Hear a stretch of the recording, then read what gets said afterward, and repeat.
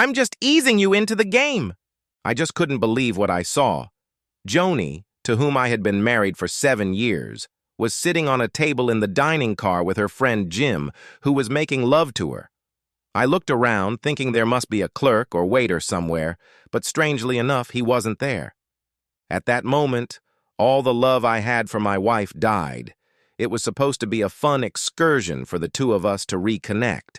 I was surprised when she told me that Jim, her work friend, would be there. She insisted that he was a friend to both of us, but truth be told, I didn't care for the guy, and at the time I couldn't think of any reason why he would want to come with us. But now I knew. I also knew that I would need proof for my divorce. Oh yeah, it was over between us. Sure, the sight of them making love on the table had me a little flustered, but there was no way I was going to put up with this total disrespect. I pulled out my cell phone and started videotaping their date. I had no desire to watch or hear what they had to say. It seemed like they had been doing it on that table forever, and I couldn't believe how rough Jim was being with her. She even seemed to enjoy it. Maybe I should have been rough with her, but it just wasn't my style. Finally, they stopped and Joni adjusted her dress, handing Jim her panties, which I thought she had bought for me. "We have to be careful," she said as they took their seats. "If George finds out about us, he won't be happy at all." "Fuck that wuss," Jim said with a chuckle. "We made love all last year and he never found out." What? I thought to myself. This shit has been going on for a year?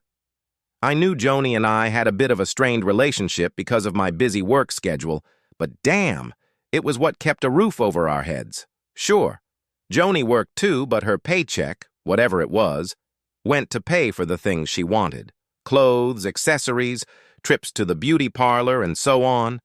That was the whole idea of taking a few days off to do a little railroading, sightseeing, and spending time in each other's arms. "So," said Jim, "are you going to make him sleep with you when you get back to him?" "That would be so vicious, wouldn't it?" she asked. "Did you do as I said about the birth control?" he asked. Joni nodded her head. "Yes," she said. "I stopped taking it so I could get pregnant with you. I told George that I'm on my period this week, so he doesn't expect any love." They both laughed heartily at that. "So why are you staying with him?" Jim asked. "You obviously don't love him or you wouldn't be doing this to him." "Well, it's not that I don't love him," she said. "I like him well enough, but I just don't have that burning love for him anymore. Besides, he brings in a good salary, and you know I couldn't live on what I earn." "You're staying with him for the money," he said. She nodded her head. "To a large extent," she said. "Hell, I could never afford the comfort he got on that trip, and neither could you." "When do you want to get back together?" he asked. "I don't know. Maybe later this evening after he goes to bed," she said. I had seen and heard enough and finished recording the video.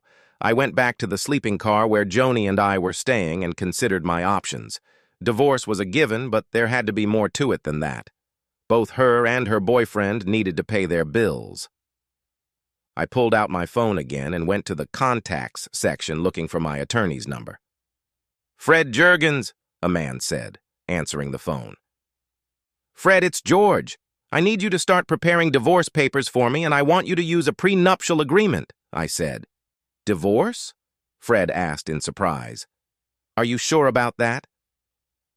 "I've never been so sure of anything in my life," I said. "On what grounds?" Fred asked. "Adultery," I said. "I have a video I can send you if you need proof." "Yes, do that," said Fred. "I have a prenup here, so it won't take too long to process. When do you want her papers served?" "The sooner the better," I said. "We'll be back in Springfield in a couple days, so maybe you can have her served at the train station. I also need to find out everything I can about her boyfriend, Jim Simpson. He works with her." "I'll have our investigator look into it," Fred said. "Send me the video and I'll take a look at it. Don't do anything stupid, okay?" "Yeah, sure," I said. "You know me." "Yeah, I know," Fred said. "That's why I said don't do anything stupid." Fred always made me laugh. We finished talking, and I sent Fred the video. Then I leaned back in my seat and thought for a minute about what else I could do. I pulled out my tablet and connected my phone to it. After transferring the video to the tablet, I turned on my phone's hotspot and used it to connect my tablet to our home network via VPN, or virtual private network. I set this up a while ago so that I could securely access my files from anywhere in the world. The first thing I did was log into our banking system and do the typical dance: close joint cards, transfer funds, etc. I didn't want to take any chances, even given the prenup. I had another evil thought. Joni liked to use the home computer for her personal email. Fortunately, she wasn't too savvy about things like security, so I was able to log into her email account with a couple clicks of the mouse. I copied the video first to my tablet, then to my home computer. Opening her email client, I wrote an email, trying to sound like her. I used a corny subject line that sounded like her. "Check out my fun train ride." In the body, I wrote, "Watch what I do while my clueless hubby sleeps." I then attached the video to an email and sent it to everyone on her contact list. That's right. Friends, family, her co-workers at work, everyone you can think of. I watched it for a minute, then hit send. Fuck this, I thought to myself. I opened the door to our compartment just in time to see one of the conductors. I gestured for him to come over when he looked up at me. "Is everything all right, sir?" he asked. "Well, my wife says she wants to move to another compartment," I said. "Could you tell me which compartment Jim Simpson is in?" The conductor checked his clipboard for a moment before answering. "Do you want your wife's things moved to this compartment?" he asked. "Are you sure? It's in economy class and it's nowhere near as nice as it is here." "That's life," I said. He nodded his head understandingly. "I see," he said. "Of course, I'll help you pack her things." We worked quickly, not really caring how well her clothes were packed. Once we were done, I helped the conductor carry her things to his compartment, which was half the size of ours. I laughed as I tossed her things onto his small bunk bed. Let her deal with it herself, I thought to myself. "I'll need to make her a new key card," the conductor said. He pulled a white card from his pocket and inserted it into the magnetic recording device connected to his tablet. Finished, he looked at me. "Do you know where she is?" he asked. I nodded my head. "I know where she was the last time I saw her," I said. "Lead the way," he said. We walked across the train and into the dining car. Joni and Jim were still making eyes at each other when we approached them. I sat down in one of the chairs at a table, and the clerk caught Joni's eye. "Yes?" she asked, looking worried. "I need to give you your new key card," he said. "And take the old one." She looked surprised. "What do you mean?" she asked. "Apparently there's been a mix-up in the seat assignment, so I need to give you your new key card," he said. This guy was cool as a cucumber, I thought. Annoyed, Joni pulled out her key card and held it out to the desk clerk. He smiled and handed her a new card. "Thank you," he said. "Have a nice trip." He turned and walked away. Joni looked at me angrily. "What the hell are you doing?" she asked. "I'm just easing you and Jim into the game," I said. Her eyes widened. "What do you mean?" she asked. "You think I don't know about you two?" I asked. Joni was starting to get nervous. She looked at Jim and he looked worried. He looked at her key card and noticed the compartment number. "Wait a minute," he said. "That's my compartment key." I nodded my head. "I thought that way you two wouldn't have to make love on the dining room table," I said. "I realize it can be a little cramped in here, but that's the way it is. By the way, did Joni ever tell you about the prenup she signed when we got married?" "What are you talking about?" Jim asked. "Well, if you're going to sleep with someone's wife, you should know a little about her first. Are you okay with that?" I asked. "Look, it was all just for fun," he said. "We didn't mean anything by it." Joni spoke up. "That's right, George," she said. "It was all just for fun. It won't affect our marriage in the slightest." "Really?" I asked, pulling out my tablet. I scrolled down to the part where they were talking and clicked the play icon. "Listen to this," I said. I like him well enough, but I just don't have that burning love for him anymore. Besides, he brings in a good salary, and you know I couldn't live on what I make," Joni's voice said in the video. "So, you're staying with him because of the money," Jim said in the video. She nodded her head. I stopped the video and looked at her. "So stupid," I said. "I'm just a walking paycheck to you." "Honey," she started. I stopped her. "You could never call me honey, darling, sweetie, or whatever," I said. "I don't think you should even call me by my name. I think you should call me Mr. Duvalier. And since you don't consider yourself my wife, I'll take this," I added, taking off her wedding ring. "And I'll take this," I added, grabbing her purse and taking her house key out of the large key ring she kept there. I took off my wedding ring and put it in front of Jim. "You can have this. I don't need it anymore." I turned to Jim. "The prenup she signed, Jim, says that in the event of adultery, the guilty party, in this case Joni, gets absolutely nothing. I'll leave her her clothes and jewelry, but that's it. I don't think she'll be able to keep up her car payments. Luckily, I've got the paperwork in her name, so it'll be a blow to her credit rating." "You're an asshole," he said, starting to get up. I grabbed a fork and tried to stab him in the arm. He sat up again. "Don't fuck with me, asshole," I said. "Please," Joni said, and tears came to her eyes. Mr. Duvalier, please don't do this. I've learned my lesson. Can't you forgive me and we can put this behind us?" "No, cheater," I said, rewinding the video to the point where they started talking about knocking Joni up. I scrolled through the video so they could both hear clearly. "You two have been doing this shit to me for a year now, and you conspired to get knocked up by Jim and pass the baby off as mine," I hissed, glaring at Joni.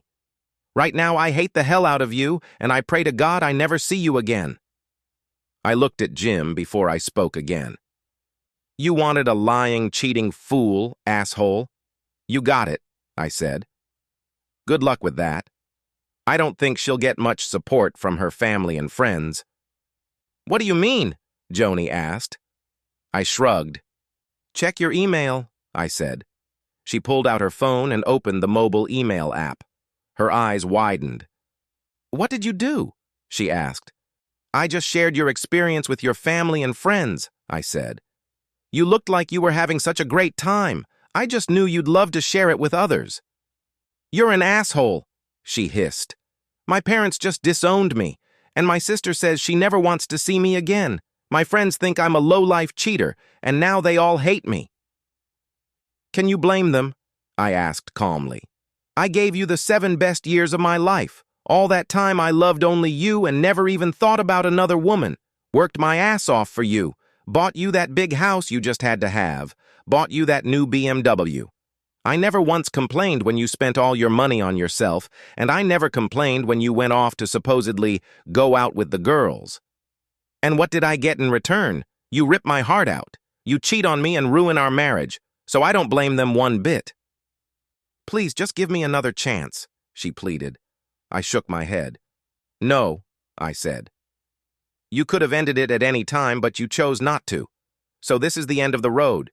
You've chosen your bed, and now you're going to sleep in it. I hope it was all worth it for you. I think you'll be handed your papers when we get to Springfield. Just sign the papers and be done with it. Then you and Jim can love each other to death. I don't care." Mr. Duvalier," she said, "is there anything I can do to make it up to you?" "I'll do anything." I stood up and thought for a moment before answering. "Yes," I said. "There is one thing. 2 things, actually." Her eyes lit up in anticipation. "Eat your lies and die." She fainted in tears as I turned and walked away. I could barely hold back the tears as I walked back to my compartment. After I closed and locked the door, my phone rang. It was her parents. Apparently they had seen the video I had sent them. "George, what the hell is going on?" Cliff, Joni's father, asked. "Hi, Cliff," I said. "I caught your daughter making love to another man. I took a video and sent it to you. I'm filing divorce papers based on the prenup. I think she'll be served when the train arrives in Springfield. I wanted you to know why I'm divorcing her." "Is there any way to ignore it?" he asked. "I mean, divorce is so drastic." "No, Cliff," I said. "If you listen to what your daughter and her lover have said, you'll realize that there's no way I can accept her cheating. I'm just a paycheck to her, that's all. She even wanted me to raise a child with another man." "That stupid girl," he said. "I heard you disowned her," I said. "No," he said. "I asked her to give me one good reason not to disown her. I'm still waiting." "Well, anyway, I'm glad you got us to sign that prenup," I said. "Things probably didn't work out the way you imagined, but you did me a big favor." "I'm sorry, George," he said. "You're right. And since then, I've come to love you like the son I never had." "I think highly of you too," I said. "Is there anything we can do?" he asked. "Actually, yes," I said. "Do you still have that spare key to the house I gave you?" "Yes, we have it," he said. "Could you call a truck and get her stuff out of the house?" I asked. "I'll be out of town for a couple more days and I don't want her in the house. I'll reimburse you for the cost of the truck." "Sure, we can do that," he said. "What about her car?" "You can take it too, but I'm not sure how long she'll be able to use it," I said. "Maybe you can teach her how to budget, or maybe she can trade it in for something she can afford." "Okay," he said. "Look, George, I'm really sorry about all this." "It's not your fault," I said. We said goodbye and ended the conversation. The phone rang the second I put it in my pocket. It was Joni's cousin, Lisa. I answered the phone. "What do you want, Lisa?" I asked. "So, did you finally find out about Joni?" she asked. "Yes," I said. "I take it you're going to divorce that worthless fool?" she asked. "Of course," I said. "I've already taken some steps." "Good," she said. "You know I've always had a soft spot for you. Truth be told, I found Lisa pretty damn attractive too. But I was married to her cousin, so that made her unavailable." "Well, you're pretty sexy yourself," I said. Lisa had a habit of wearing short skirts and tiny ripped shorts around me, and it always made me feel good. "So, you noticed?" she said. "Of course I did," I told her. "Now that you've kicked that fool out, do you think we can sleep together?" she asked. "Maybe when the divorce is final," I said. "Okay, I understand," she said. "I've waited 7 years for you, so I think I can wait a few more months. Then I'm going to make love to you. I'll see you when you get back." The call ended, leaving me alone with my excitement. Something good might come out of all this after all. The next 2 days flew by pretty quickly for me. I spent most of my time talking on the phone. I rarely left my compartment to avoid coming face to face with these two traitors. I heard from Fred, who told me what I suspected. Jim Simpson was a notorious womanizer who had been divorced twice for adultery. His last wife had also filed domestic violence charges against him. I assumed Joni would be attracted to someone like that, but I hoped she would wake up in time and leave him. Shortly before the train arrived in Springfield, Joni knocked on my door. "Who is it?" I asked through the closed door. "It's me, Joni," she said. "What do you want?" I asked. "I want my husband back," she screamed. "Tough shit," I said. "I want a faithful wife who loves me. But I didn't get that, did I?" "Please, Mr. Duvalier, I made a mistake," she exclaimed. "You went way beyond a mistake, cheater," I said. "Get out of here before I call security. You should be in economy class." "Please," she pleaded. "Can't we just talk?" "No," I said. "Go away. I never want to see you again." I heard her sniffle as she walked away. Some part of me sympathized with her, but I didn't really care. She had brought this all on herself with her lies, her cheating, and her disrespect. I got off the train and looked around to see if I could see her and Jim. I saw them getting off the train a few cars away. Neither of them looked too happy. Cool, I thought to myself. As I watched, a man walked up to Joni and handed her a heavy paper envelope. She opened it and immediately burst into tears. I smiled and walked away. I got into my car and drove home.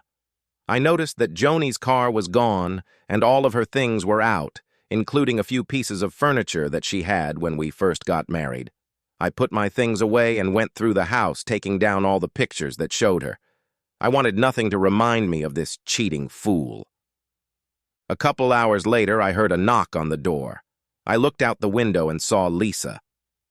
God, she looked great in those shorts. I opened the door and let her inside. She was carrying a big platter of something that smelled like lasagna. She walked in like she was the mistress of this house and set the dish on the kitchen table. When she turned to me again, I looked her over from head to toe. She was wearing a short t-shirt that reached just below her chest, and I could see her breasts peeking out from under the shirt. Her shorts were shorter than I remembered, and there was a very tiny bit of fabric visible between her legs. "I wanted to make sure you had something good to eat," she said. "I don't want you to go hungry." "Thank you, Lisa," I said. "I appreciate it." Her eyes sparkled as she smiled. "Would you like to stay and have dinner with me?" "I'd love to," she said. "Go wash up and I'll know where everything is." I headed upstairs and quickly washed my face before heading back down. By the time I got back, the table was already set, and Lisa had even poured each of us a glass of wine. I pulled a chair over for her and admired her slender hips as she sat down. She grabbed my plate and put a nice piece of lasagna on it, which had lots of meat and layers of cheese. I figured it took a lot of work on her part. After she placed a small portion for herself, I looked at her. "It looks delicious," I said. "Thank you," she said back. "I love to cook, especially for the people I really care about." Indeed, the lasagna was as delicious as it looked, and I ate every bite, even wiping my plate with a piece of garlic bread she'd baked. "You must be hungry," she said. "There's no way I'm wasting such a delicious meal," I said. "It was the best lasagna I'd ever tasted." She smiled, coming close to me. "I'm glad you liked it," she said, sitting down on my lap. "There's a lot more where that came from, and maybe someday I'll even bring you dessert," she added, tugging up her t-shirt to show off her beautiful size 2 breasts. I felt a familiar sensation when she gave me a hot, wet kiss. "I need to go home and feed my cat, but I'll be home tomorrow." "I can't wait," I said. She smiled, standing up. "This is just a preview of what I have in store for you," she said. "I guess I'll just have to let little George take care of me until your divorce is final." "Little George?" I asked. "That's what I call my toy," she said. "I like to fantasize about you making love to me while I use it on myself." "I see," I said. "Well, let's hope Joni doesn't contest the divorce." We kissed for a while before Lisa left. Fortunately, Joni didn't fight the divorce. Apparently, she realized that I had put her on the spot and decided to end the marriage. She and Jim managed to keep their jobs, but from what I heard, they had a hard time doing so. She signed the papers and called me to apologize and tell me it was done. Fred called to let me know that the signed papers had been filed and in 30 days I would be a free man. Was I happy? I was happy to be rid of my cheating wife, but some part of me felt something was missing. I had loved only this woman for many years and hoped to retire with her surrounded by children and grandchildren. But that was not destined to happen.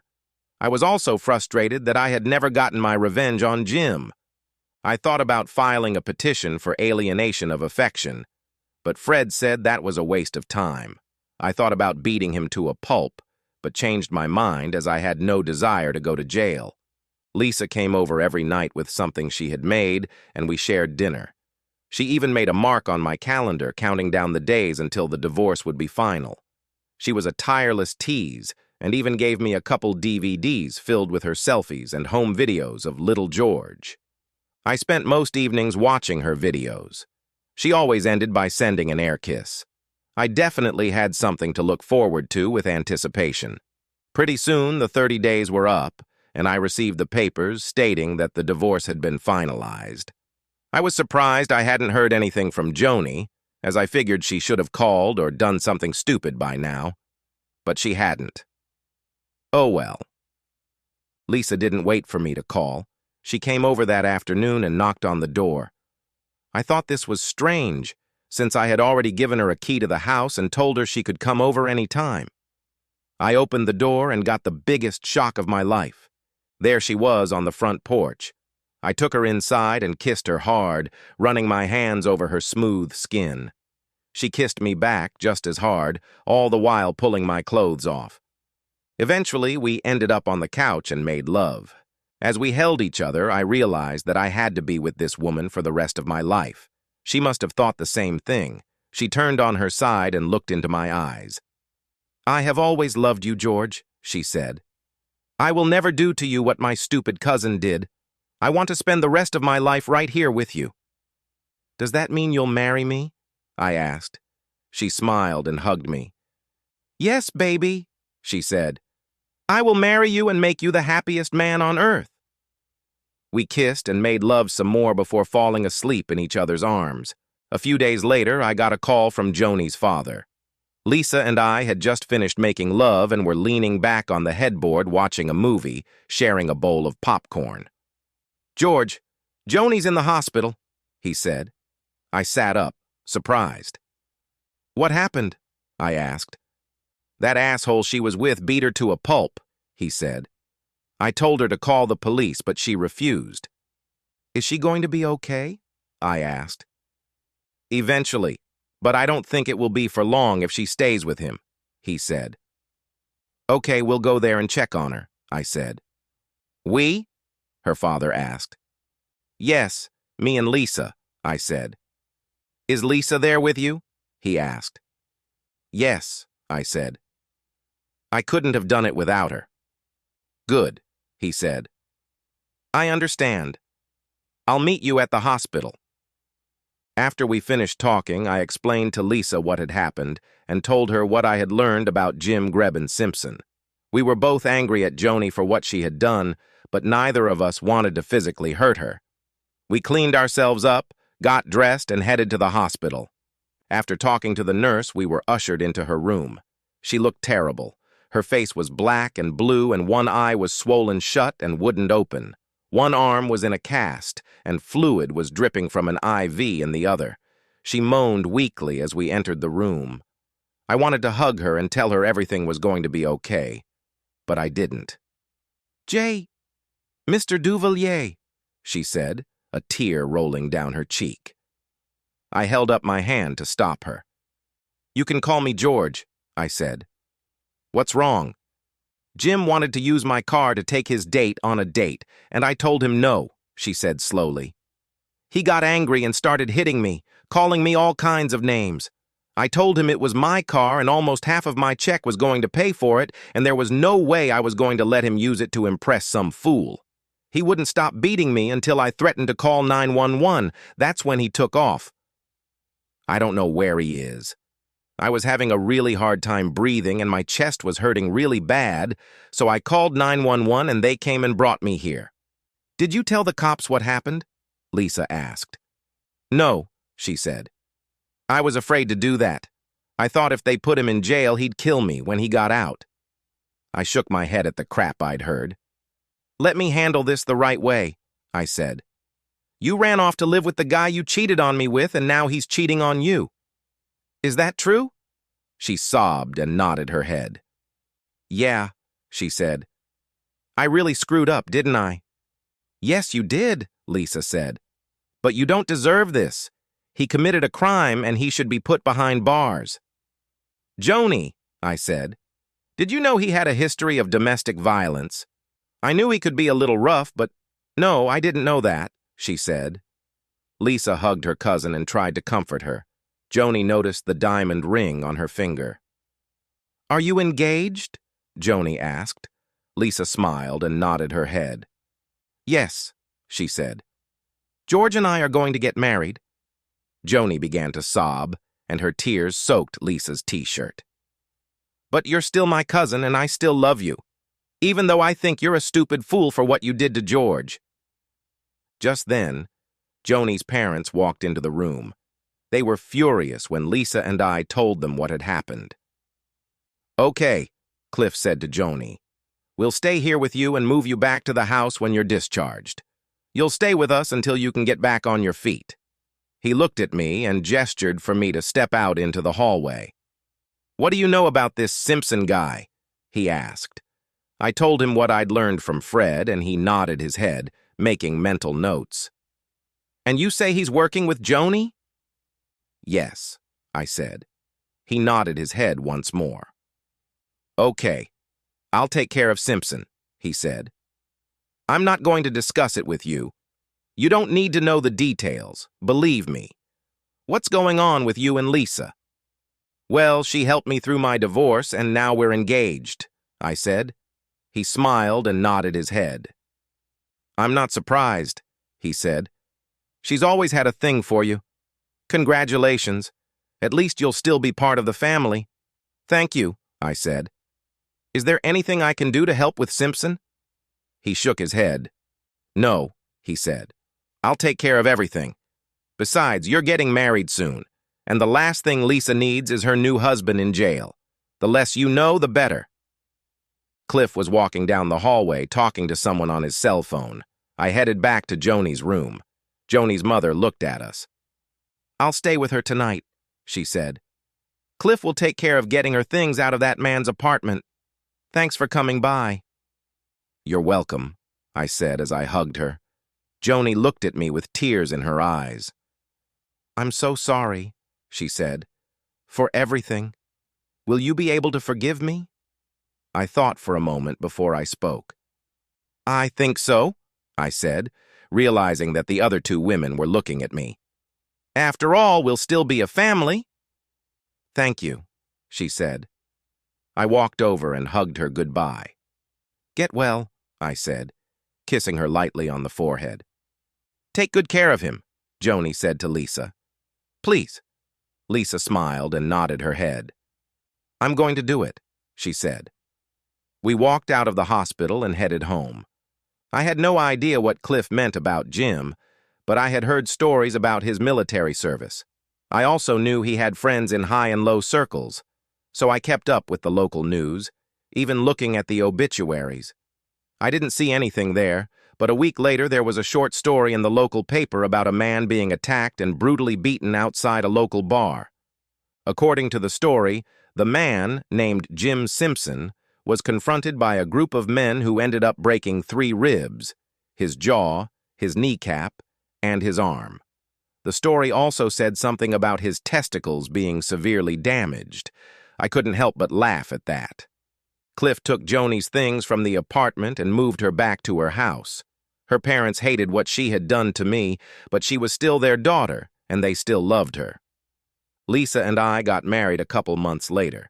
Since her parents had died a few years earlier in a car accident, Cliff walked her down the aisle and shook my hand. Joni came with her parents and cried when the preacher pronounced us husband and wife. We had a great honeymoon in Las Vegas where Lisa made love to me as often as she could. Upon returning, we moved her things into the house. She decided that since I was making more than enough for the two of us, she would quit her job. "I have a new job now," she told me. "What is it?" I asked. "Making you happy," she said with a sly smile. And she did. And then one day, a few months later, she came at me with the words, "Every husband fears." "We need to talk," she said after I came home from work.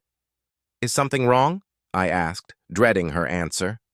"Well," she said, "we're going to have to remodel one of the bedrooms." "Why?" I asked. She smiled. "Because," she said, "you're going to be a daddy." I jumped for joy and took her in my arms, kissing her face. "Are you happy?" she asked.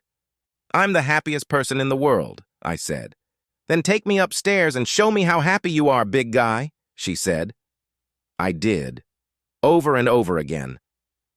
Yes, I thought, sometimes life gives you lemons, and sometimes you get something much better in return. The end.